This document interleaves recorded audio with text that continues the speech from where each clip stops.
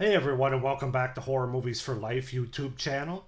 And welcome back to your 1982 review as part of my overall 1980s horror series on my channel. Um, excuse me.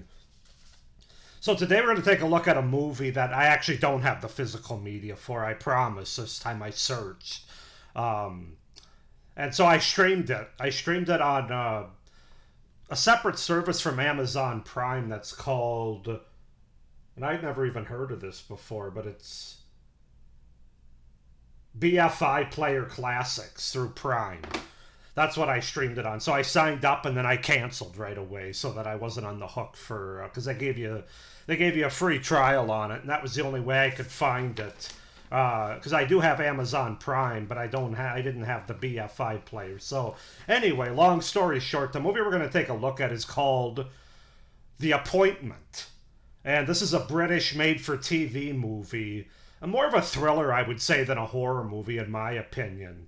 But yeah, it was directed by Lindsay C. Vickers and casts a slow burn spell, basically. So, The Appointment from 1982, like I said, a British made-for-TV horror film directed by Lindsay C. Vickers, also wrote it. So this movie is a warning to parents: never disappoint daddy's girl. Ian misses his daughter's violin concert, but Joanne is no ordinary teen girl, and Ian has to contend with rather more than childish sulking. Strange forces permeate the household. The Appointment holds a deadly lesson in parenthood. Ian deeply disappoints his daughter Joanna by having to be absent himself from her big day, her first important violin solo. Let's see. Strange and evil forces permeate the household, building up to be unleashed upon Ian as he takes the journey that becomes the climax of this psychological thriller. I would say it's more of a supernatural thriller, but it's a thriller nonetheless, more than a horror. As far as the cast goes, we have Edward Woodward, Jane Merrow, and Samantha Weissam.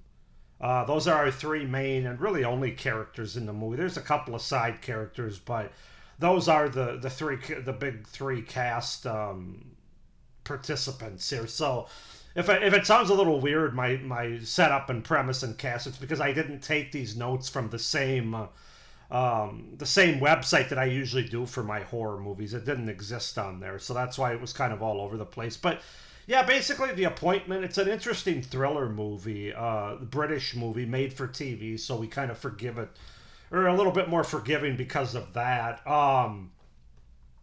As far as my thoughts on this one, The Appointment, I don't foresee myself watching it again, to be honest with you. It's fine for what it is, but it's nothing groundbreaking. It's nothing amazing. It's kind of it's kind of a middle of the road thriller, if I'm being honest about it. But let's just go ahead and talk about it, starting with the things that I liked about the movie, with my pros. And honestly, there's an opening prologue that's both positive and negative. Was the best part of the movie. Positive because in the fact that they opened the movie with that, I was really excited about where it was going to go from here. It was actually added afterwards, separately from the rest of the movie, which you can tell. But it's a very eerie sequence. It ends with a bang, to say the least. It's like 1 to 2 minutes and opens up the film before the opening credits. And yeah, that was the best part of the movie. And basically, it's about this young girl that's walking between the woods here. There's like a walkway between these two wooded areas, and she hears voices calling her name and stuff. And I don't want to give it all away, although I doubt many of you are going to watch this movie because I'm not recommending it. But let's just say something happens to her that's kind of out of nowhere, and it really happens with a bang. So that was a good way to open the movie. The performances by our three main characters I thought were solid. Edward Woodward, Jane Merrow, and Samantha Weissam, who plays the teenage girl, I thought all did a good job for what they were given and kind of what this thriller movie has to offer. The movie manages to create some pretty good atmosphere, especially the overnight sequence where you have different dream sequences going on between a couple of the characters, and then it also cuts to what's happening outside while they're, in the middle of the night while they're sleeping and stuff. So I thought that was probably the best part in terms of atmosphere created. The musical score used here is really effective. It adds to that atmosphere and the buildup of tension and dread throughout this movie. And for a made-for-TV thriller, I thought the musical score was effective, to say the least. There's an interesting family dynamics that are going on here in terms of the relationships, especially between the father and the daughter, Edward Woodward and Samantha Weissam's characters.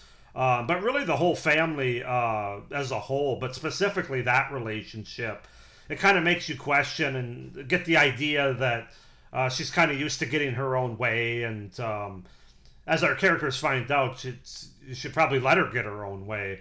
Otherwise bad things are going to happen. But you kind of get the idea that the dad has given in to her before with things, but this time it's out of his control, or he's called away and he can't go to her violin solo, and she's really disappointed and tries to tell him, can you please come, and he finally gets angry and says, no, I can't.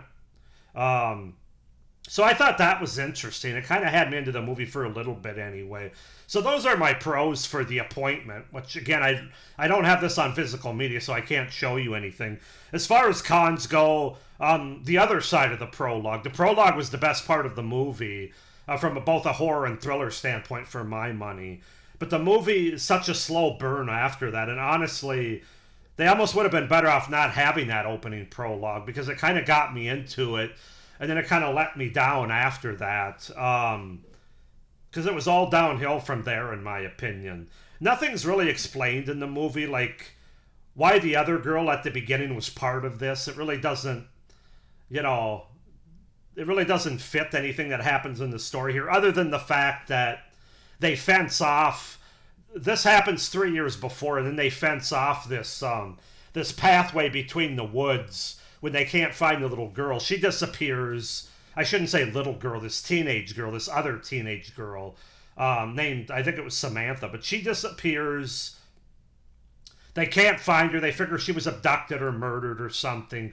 So they fence it off, and then Joanne, our new teenage girl, goes to this fence. We don't see who she's really talking to that's on the other side of this fence. Clearly there's some kind of supernatural presence in this wooded area, that we don't really know about until the end of the movie, and even then I'm not sure we know about. But I'm not sure what the point of having that girl there, other than the fact that it gave them a reason to put up a fence. What is the telekinetic power the daughter has? Where did it come from? Has she had it her whole life? Nothing's explained there. Why Rottweilers? Why that particular breed of dog? Why a dog at all? In terms of how the supernatural power manifests itself. I don't know why anything really. Nothing is explained. The movie felt like it was purposely a slow burn as well, because there really isn't enough story here to fill a 90-minute runtime. It just felt like they were trying to pad this movie more than was actually there, in my opinion. The whole accident scene that happens at the end is pretty drawn out and a little bit over the top, to be honest with you. I almost laughed out loud when the car managed to stand up straight on end for a few minutes there. It just kind of looked over the top to me, and I wasn't really buying it. And then finally, the sequences at the end are repetitive, because some of the characters dream this exact same thing, so we've already seen it before.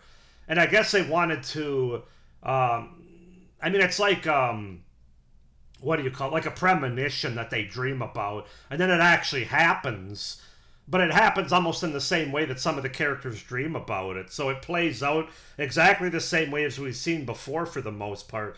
And nothing really stands out. And it's kind of, there's moments and sequences that are kind of boring in this movie. Like I said, it's a really slow burn, made-for-TV thriller movie. And yeah, those are my cons. I'm going to give this movie a 6 out of 10.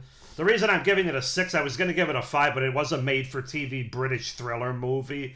So I'm going to give it the benefit of the doubt for that. It's not the worst thing I've ever seen, but like I said, I can't see myself going out of my way to watch it again. So 6 out of 10 for The Appointment from 1982. Go ahead and comment down below if anybody's seen this movie before. If you want to check it out on that BFI player through Prime, I'm not going to recommend it, but you can. That's where I watched it from. But other than that, please like this video, hit the little notification bell, and subscribe to my channel if you haven't already. It would really help me out. I'd appreciate it. I hope you enjoyed this review, even though it was kind of nondescript. But I hope you're enjoying this 1980s review series, and 1982 specifically. With that being said, thank you for watching, and hope everybody's doing well. But as always, stay scared, and bye.